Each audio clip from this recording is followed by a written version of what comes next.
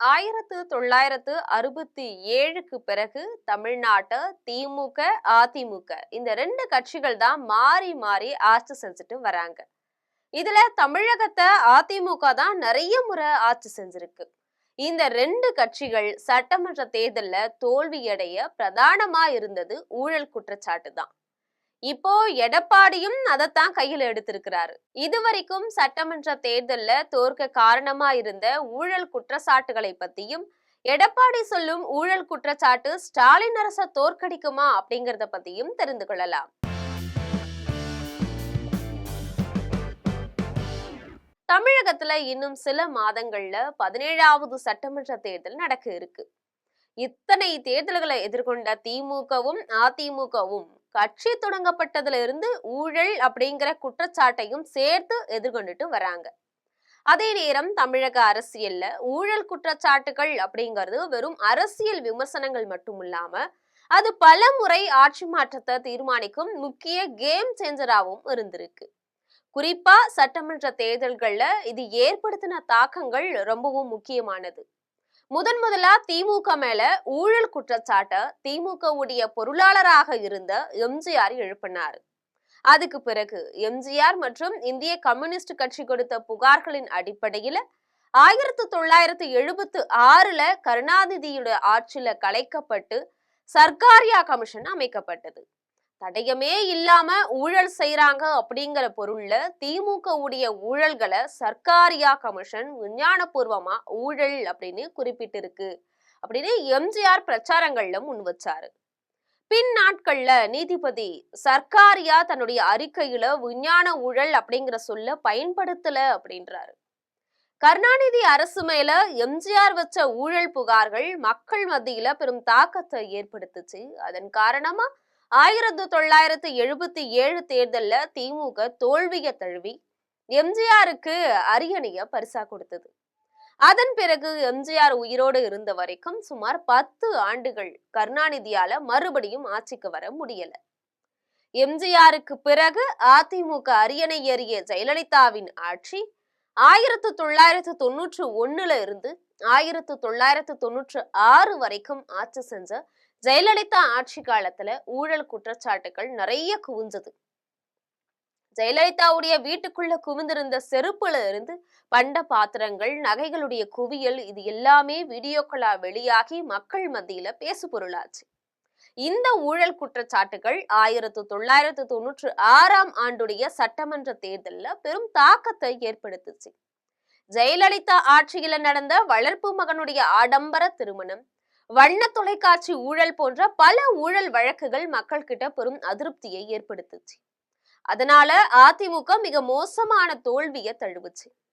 ஜெயலலிதாவே தன்னுடைய தொகுதியில தோற்று போனார். ஊழல் புகார்கள் ஒரு முதலமைச்சரையே தோற்கடிக்கும் வலிமை கொண்டது அப்படிங்கறத இந்த தேர்தல் காட்டுச்சு. 1996ல ஜெயலலிதா கைது செய்யப்பட்டு 27 நாட்கள் சிறையில் அடைக்கப்பட்டிருந்தார். 1996ல இருந்து 2001 வரைக்கும் திமுக ஆட்சி செஞ்சது. 2001ஆம் ஆண்டு நடந்த சட்டமன்ற தேர்தல்ல மறுபடியும் ஆட்சியை கைப்பற்றிய ஜெயலலிதா சென்னை மேம்பால திட்டங்கள்ல ஊழல் நடந்ததா சொல்லி 2001ஆம் ஆண்டு கருணாநிதியை கைது செய்ய உத்தரவிட்டார். நள்ளிரவுல நடந்த அந்த கைது நடவடிக்கை தமிழகம் முழுவதும் பரபரப்பை ஏற்படுத்துச்சு. கைது செய்யப்பட்ட கருணாநிதி அதன் பிறகு விடுவிக்கப்பட்டார்.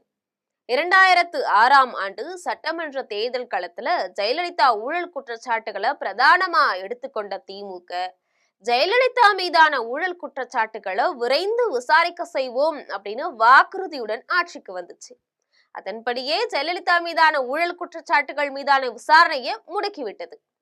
அதை தொடர்ந்து 2009, 10ஆம் ஆண்டுகள்ல அரசியல் களத்துல பெரும் விவாதமான ஊழல் குற்றச்சாட்டு அப்படின்னா அது 2G ஸ்பெக்ட்ரம் ஊழல் குற்றச்சாட்டு தான்.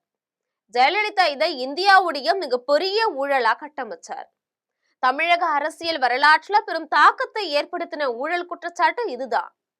2G ஊழல் அப்படிங்கிற ஒற்றை வார்த்தை திமுகவை நிலைகுலைய செஞ்சது. 2011ஆம் ஆண்டு நடந்த சட்டமன்ற தேர்தல்ல திமுக வெறும் 23 இடங்களை மட்டுமே பெற்று எதிர்கட்சி தகுதியை கூட இழக்கும் நிலைக்கு தள்ளப்பட்டுச்சு. ஜெயலலிதா மறுபடியும் அமோக வெற்றி பெற்று ஆட்சியை பிடிச்சார். இது மட்டுமில்லாம திமுக அமைச்சர்கள் ராசா, கனிமொழி இவங்க சிறை சென்றதை ஊழலுக்கான சான்றா தொடர்ந்து பிரச்சாரம் செஞ்சார். அதன் பிறகு நடந்த வழக்கு விசாரணையில 2017 சிபிஐ சிறப்பு நீதிமன்றம் ஊழல் குற்றச்சாட்டு நிறுவனம் ஆகல அப்படின்னு ராசா, கனிமொழி இவங்க 2 பேரையுமே விடுவிச்சது. ஜெயலலிதா ஆட்சி காலத்துல தொடர்ந்து திமுக என்பது ஒரு ஊழல் கூடாரம்.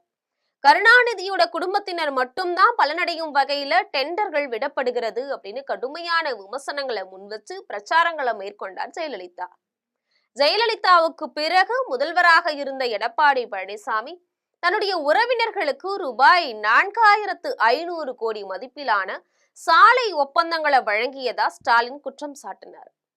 இது மட்டுமில்லாம 2021ஆம் ஆண்டின் சட்டமன்ற தேர்தலில் அதிமுக அமைச்சர்கள் ஊழல் என்ற தலைப்புல டெண்டர் ஊழல் முதல் குட்கா ஊழல் வரைக்கும் ஊழல் குற்றச்சாட்டுகளை புத்தகமா தயாரித்து திமுக ஆளுநர்கிட்ட வழங்கியது. 10 ஆண்டு கால தொடர் ஆட்சிக்கு பிறகு இந்த ஊழல் புகார்கள் மற்றும் ஆட்சி எதிர்ப்பு அலையை பயன்படுத்தி திமுக மறுபடியும் ஆட்சியை பிடிச்சது. 2021 முதல்வராக ஸ்டாலின் பதவியேற்ற இந்த ஆட்சியின் போதுதான் முன்னாள் நிதி அமைச்சர் பழனிவேல் தியாகராஜன் பேசியதா வெளியான ஒரு ஆடியோவுல முதல்வர் குடும்பத்தினர் உதயநிதி மற்றும் சபரீசன் ஒரு ஆண்டுல ரூபாய் 30,000 கோடி சம்பாதிச்சிட்டாங்க அப்படின்னு குற்றச்சாட்டு முன்வைக்கப்பட்டது. ஆனா பழனிவேல் தியாகராஜன் அது நான் இல்ல அப்படின்னு மறுத்தாரு. மேலும் முன்னாள் தமிழக பாஜக தலைவர் அண்ணாமலை திமுக ஃபைல் 1, 2, 3 அப்படின்னு பரபரப்பான செய்தியாளர் சந்திப்பெல்லாம் நடத்தினாரு. மத்தியிலிருந்து வரும் ஆளும் அரசுடைய தலைவர்கள் திமுக மேல சுமத்தும் பிரதான குற்றச்சாட்டுகள்ல திமுக ஊழல் கட்சி அப்படிங்கிற வாசகத்துக்கு கூடுதல் முக்கியத்துவம் அளித்துட்டு வராங்க. அதன் பிறகு அமைச்சர் KN நேரு, அமைச்சர் செந்தில் பாலாஜி உள்ளிட்டோர் மீதும் ஊழல் குற்றச்சாட்டுகள் சுமத்தப்பட்டது. செந்தில் பாலாஜி சிறையில அடைக்கப்பட்டது, பிறகு குற்றச்சாட்டுக்கு உரிய ஆதாரம் சமர்ப்பிக்கப்படவில்லை அப்படின்னு நீதிமன்றம் ஜாமீன் கொடுத்தது போன்றவற்றை தமிழக அரசியல்ல பரபரப்பான காலகட்டங்கள்.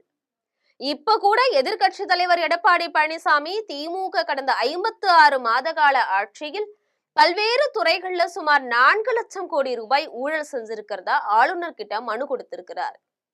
2021 திமுக ஆளுநர் கிட்ட ஊழல் பட்டியல் வழங்கியது போல இப்போது அதே பாணியிலான ஊழல் பட்டியலை அதிமுகவும் ஆளுநர் கிட்ட வழங்கி இருக்கு.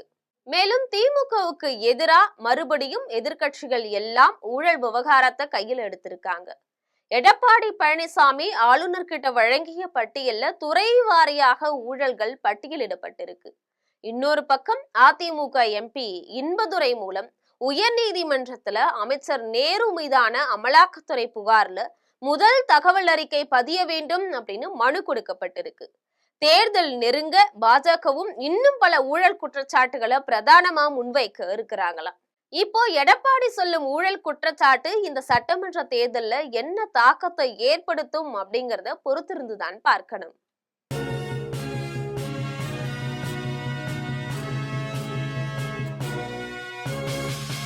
உடனுக்குடன் அப்டேட் தெரிந்து கொள்ள ஜெம் டிவி தமிழ் ஆப்பை இன்ஸ்டால் செய்யவும்.